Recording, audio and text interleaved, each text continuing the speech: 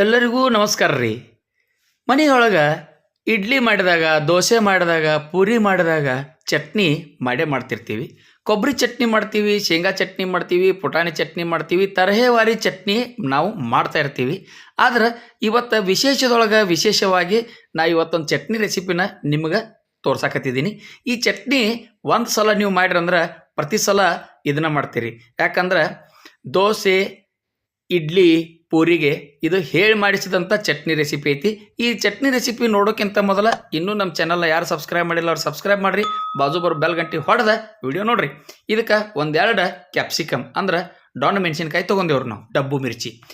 ಆಮೇಲೆ ಒಂದು ಅರ್ಧ ಕಪ್ ಆಗುವಷ್ಟು ಶೇಂಗಾಕಾಳು, ಹುರಿದ ಶೇಂಗಾಕಾಳು ತೊಗೊಂಡಿವಿ. ಇದಕ್ಕೆ ಕರಿಬೇವಿನ ಸೊಪ್ಪು, ಹಸಿ ಶುಂಠಿ, ಬೆಳ್ಳುಳ್ಳಿ, ಕೊತ್ತಂಬರಿ, 1 ಇಂಚ್ ಹುಣಸೆ ಹಣ್ಣು, ಒಂದೆರಡು ಹಸಿ ಮೆಣಸಿನ್ಕಾಯಿ, ಆಮೇಲೆ ಡಬ್ಬು ಮೆಣಸಿನ್ಕಾಯಿ ನಾವು ಒಳಗಿಂದ ಬೀಜ ಎಲ್ಲ ತೆಗೆದ ಚಂದಂಗೆ ಅವನ್ನ ಸಣ್ಣ ಕಟ್ ಮಾಡಿ ಇಟ್ಕೊಂಡಿವಿ.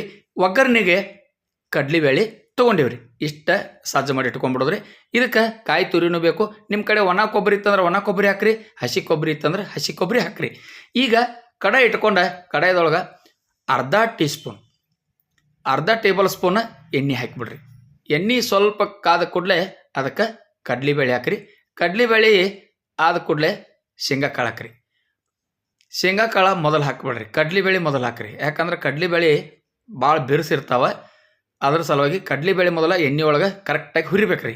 ಒಂದು ಅರ್ಧ ನಿಮಿಷ 1 ನಿಮಿಷ ಆದ ನಂತರ ಶೇಂಗಾಕಾಳು ಹಾಕ್ರಿ. ಆಮೇಲೆ ಡೊಣ್ಣ ಮೆಣಸಿನ್ಕಾಯಿ ನಾವು ಕಟ್ ಮಾಡಿ ಇಟ್ಕೊಂಡಿದ್ದೀವಲ್ಲ, ಆ ಡೊಣ್ಣ ಮೆಣಸಿನ್ಕಾಯಿ ಇದಕ್ಕೆ ಎಣ್ಣೆ ಒಳಗೆ ಹಾಕಿಬಿಡ್ರಿ. ಹಿಂಗೆ ಹಾಕಿ ಒಂದು 2 ರಿಂದ 3 ನಿಮಿಷ ಹಿಂಗೆ ಕೈ ಆಡಿಸ್ಕೊಂಡ್ಬಿಡ್ರಿ. ಅಂದ್ರೆ ಅದ್ರೊಳಗೆ ಶೇಂಗಾಕಾಳು, ಕಡ್ಲಿಬೇಳೆ, ಈ ಡಬ್ಬು ಮೆಣಸಿನ್ಕಾಯಿ ಎಲ್ಲ ಕರೆಕ್ಟಾಗಿ ಹುರ್ಕೊಂಬರ್ತಾವೆ. ಇದಕ್ಕೆ ಕೆಲವೊಂದು ಮಸಾಲೆ ಪದಾರ್ಥಗಳನ್ನ ನಾವು ಸೇರ್ಸಾವ್ರಿದೀವಿ ರೀ. ಇದು ಚಟ್ನಿ ಮಸ್ತ್ ಅಂದ್ರೆ ಮಸ್ತ್ ಆಕತಿ. ನಿಧಾನವಾಗಿ ಸ್ಕಿಪ್ ಮಾಡಲ್ದ ಈ ವಿಡಿಯೋನ ನೋಡ್ರಿ. ಯಾಕಂದ್ರೆ ಈ ಚಟ್ನಿ ರೆಸಿಪಿ ಭಾಳ ಅಂದ್ರೆ ಭಾಳ ಟೇಸ್ಟಿ ಇರ್ತೈತಿ. ಅದ್ರ ಸಲುವಾಗಿ ಈ ಚಟ್ನಿ ರೆಸಿಪಿನ ನಿಮ್ಮನ್ನು ತೊಗೊಂಬರಕತ್ತಿದ್ದೀನಿ. ಈಗ 1-2 ಹಸಿ ಮೆಣಸಿನ್ಕಾಯಿ ಹಾಕಿಬಿಡೋದ್ರಿ.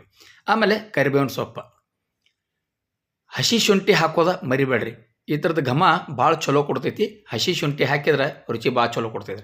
ಆಮೇಲೆ ಬೆಳ್ಳುಳ್ಳಿ ಹೆಸಳ ಒಂದು ಅರ್ಧ ಇಂಚ್ ಅಥವಾ 1 ಇಂಚ್ ಆಗುವಷ್ಟು ಹುಣಸೆ ಹಣ್ಣು ಹಾಕಿರಿ. ಸ್ವಲ್ಪ ಹುಳಿ ಕೊಡ್ತೈತಿ, ಅದ್ರ ಸಲುವಾಗಿ ಹುಣಸೆ ಹಣ್ಣು ಹಾಕಿರಿ. ಮತ್ತು ಇದನ್ನು ಮಿಕ್ಸ್ ಮಾಡ್ಕೊಂಬಿಡೋದ್ರಿ. ಹಿಂಗೆ ಮಿಕ್ಸ್ ಮಾಡ್ಕೊಂಡ್ರಂದ್ರೆ ಇದು ಕರೆಕ್ಟಾಗಿ ಬೆಂದ ಬರ್ತೈತಿ ರೀ.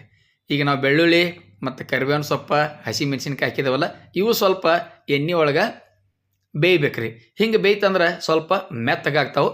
ಮೆತ್ತಗಾತಂದ್ರೆ ನಮ್ಮ ಚಟ್ನಿಗೆ ರುಚಿ ಭಾಳ ಚಲೋ ಕೊಡ್ತೈತಿ ರೀ. ಅದ್ರ ಸಲುವಾಗಿ ಅವನು ಹಿಂಗೆ ಮಿಕ್ಸ್ ಮಾಡ್ಕೊಂಡ ಮತ್ತೊಂದು 2-3 ನಿಮಿಷ ಇವನ್ನ ಕರೆಕ್ಟಾಗಿ ಹಿಂಗೆ ಹುರ್ಕೊಂಬಿಡ್ರಿ. ಪ್ರತಿಯೊಂದು ಪದಾರ್ಥಗಳನ್ನು ನಾವು ಕರೆಕ್ಟಾಗಿ ಬೇಯಿಸಿ ಮಾಡಿದ್ರೆ ಭಾಳ ಚಲೋ ಬರ್ತಾವೆ. ಈಗ ಅದಕ್ಕೆ ರುಚಿಗೆ ಎಷ್ಟು ಬೇಕಷ್ಟು ಉಪ್ಪು ಹಾಕಿ ನಾವು ಕೊಬ್ಬರಿ ತುರಿದಿಟ್ಕೊಂಡಿದ್ವಲ್ಲ ಅದನ್ನು ಇದಕ್ಕೆ ಹಾಕಿಬಿಡೋದು ನೋಡ್ರಿ.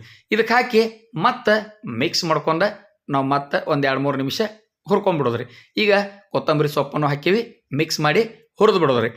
ಹಿಂಗೆ ಒಂದು 5 ರಿಂದ 7 ನಿಮಿಷ ಆಕೈತ್ರಿ. 7-8 ನಿಮಿಷ ಕರೆಕ್ಟಾಗಿ ಸ್ವಲ್ಪ ನಿಧಾನ ಲೋ ಫ್ಲೇಮ್ ಇಟ್ಕೊಂಡು ಗ್ಯಾಸ ನಿಧಾನಕ್ಕೆ ಹುರ್ಕೊಂಡ್ಬಿಡೋದ್ರಿ.